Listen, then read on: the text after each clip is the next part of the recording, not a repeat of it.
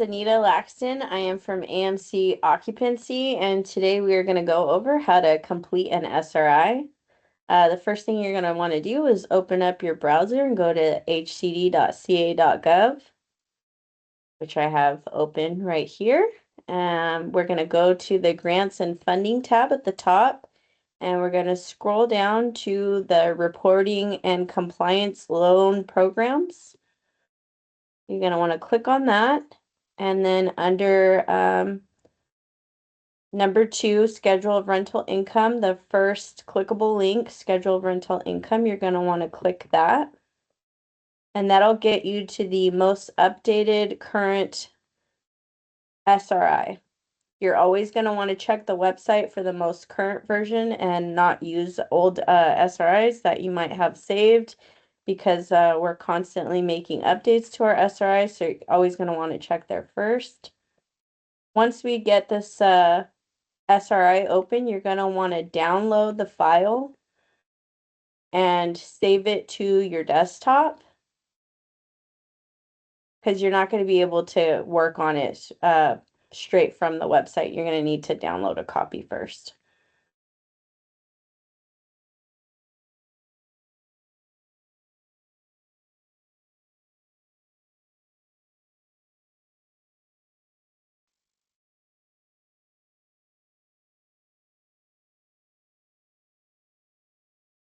Have a downloaded file already ready for use, so we're going to go ahead and open that.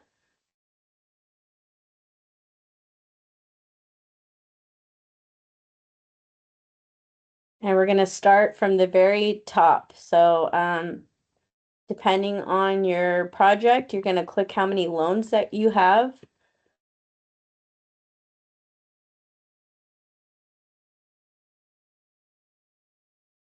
You're going to want to input the project name, the amount of RA numbers that you have. So if we have 2 RAs, we're going to click 2 and input the different RA numbers in RA1 and RA2. You're going to want to go to your city and input the city and the county. There's a drop-down section. So I'm just going to use Fresno as an example. Be sure to input the sponsor name and the property management agent. So that way we have a contact on who we can forward the completed SRI to.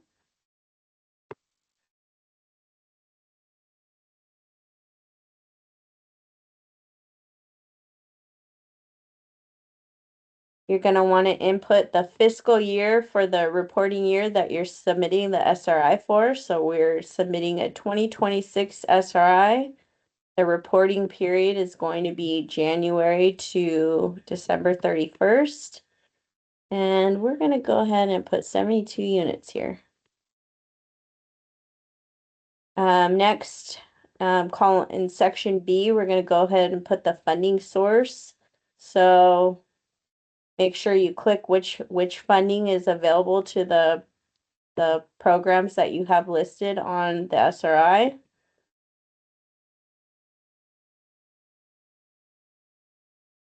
If it's not applicable, you could just go ahead and put no.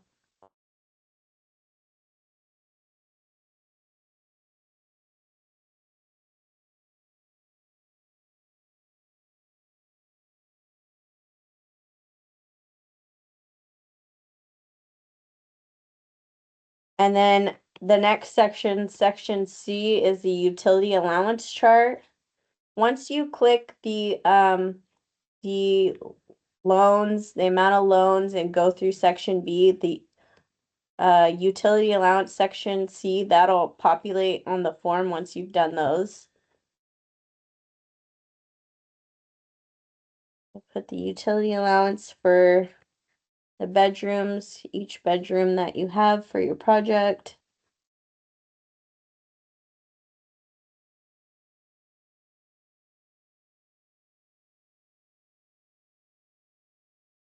You're going to want to hit completed for each of these once you're finished your SRI.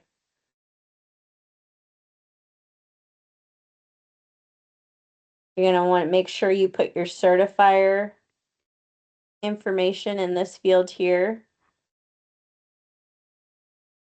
And it's really important that you put the certification date.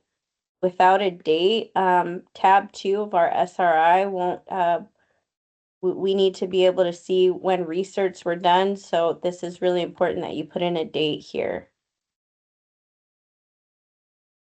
This next section is HCD approval. So once we're reviewing, we're going to go ahead and input this information, so you don't need to worry about that. But it is important to know when we do review and approve and send the approvals, make sure you take a look at the comments listed down below. If there's any information that you need to look for the project, on anything that you need to cure, or anything that needs to be fixed with the SRI, any issues that might be going on with the rents. Now we're going to go over to tab 2, which is the income limits. It's very important that you fill this tab out. That's what's going to populate the rent limits on the next tab. So this is we're going to go ahead and say this is a tax credit project, and the dates, the place and service date, we're going to go ahead and put in a place and service date here.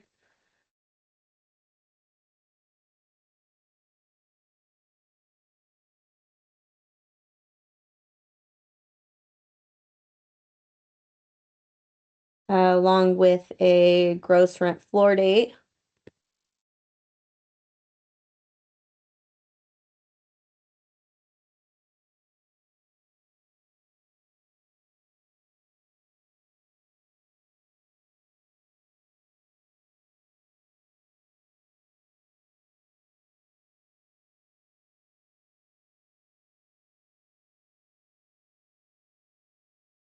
I messed up there. You're gonna want to make sure you put the supporting documentation on where you got that date from. So this is from temporary certificate of occupancy,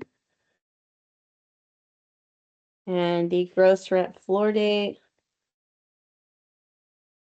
Make sure you put in a date there, and the supporting documentation for that.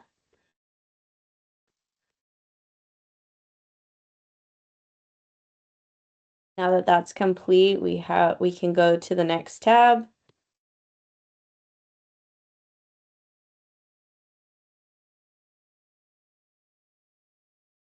And make sure that you put your unit number in.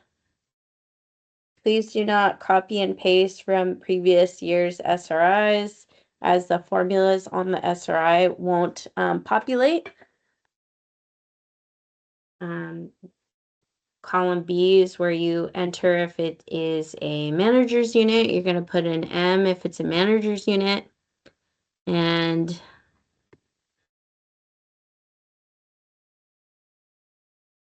if there's a rent increase limit waiver that has been approved by TCAP. For non-tax credit, select R.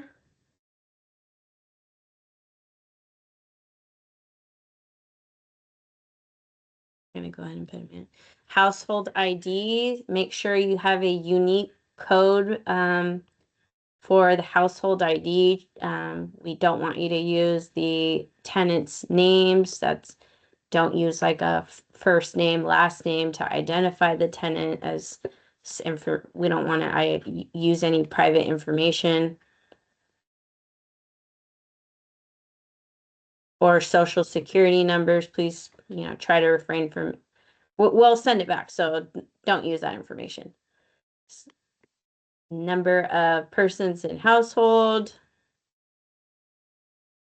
unit size,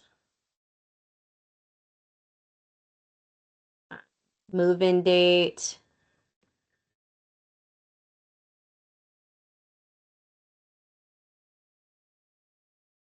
recertification date. This is important. You put that, you guys are recertifying.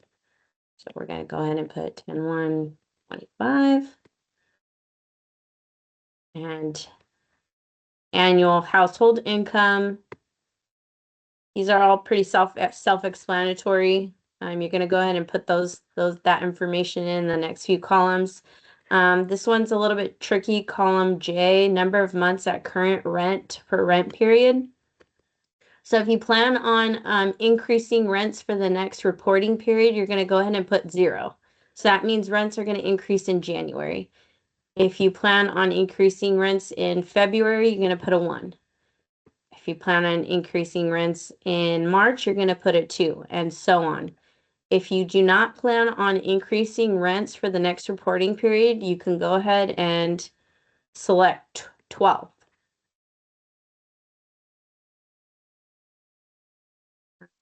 The next section is important, as this does need to be filled out if any of these columns apply for the household. I just want to go ahead and put an X there, and also identify if it is an accessible unit. You ever are unsure on what these columns mean, if you go ahead and just kind of hover your mouse over that red triangle at the top, it'll give you a breakdown of what this column means and what information is required, and how to give you an idea of what you need to do with those fields.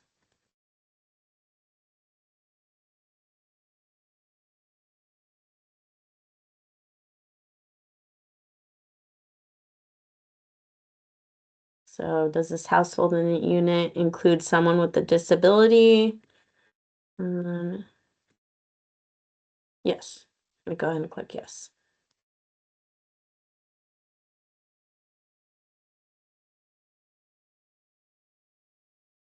Next, we're going to identify the RA designation for this project. So this project is, this is where you identify the loan type and the AMI levels. This section is if you have multiple loans for the program, for the project, this is where you put that next loan type that in. I'm going to say it's a home. If you have more than one loan on the project. This next section that's in white, that'll auto-populate, so you don't need to input any of that information in there. It already populates for you.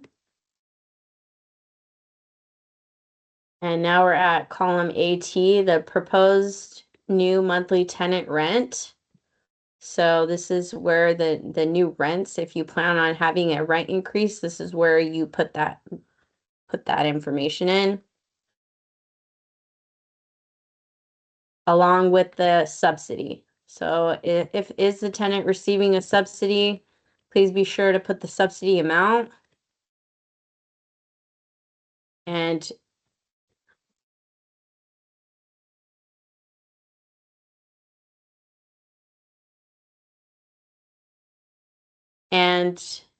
the subsidy source.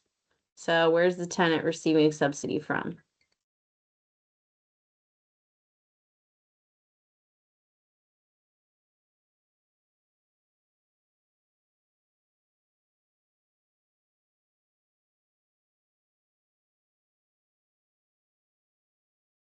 This next section is for HCD to review. So once all this information is put into the SRI, this is where we'll be able to review and approve the new rent amounts. So you don't need to worry about the section that's in green. If there is any explanations, anything that is highlighted yellow, you're going to want to put that information in this cell over here, explanation for compliance issues. If there's under occupied units, any issues that you need to address, you can put that in the comments in this tab. Next, we're going to go over to tab 3, the non-restricted units.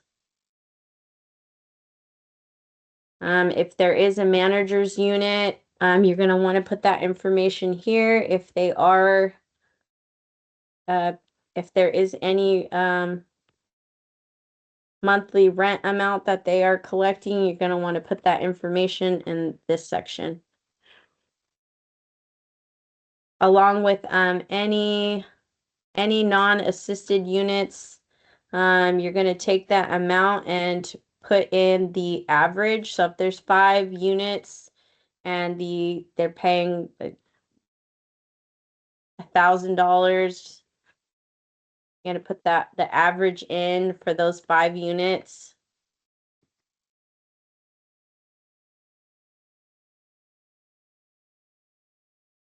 That, and then we're going to go to column 4, tab 4, sorry.